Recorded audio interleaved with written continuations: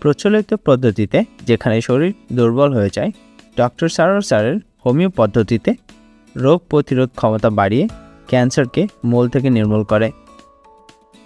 ক্যান্সারের বিরুদ্ধে লড়াই করতে কষ্টদায়ক সার্জারি বা বিষাক্ত কেমোথেরাপির প্রয়োজন নেই।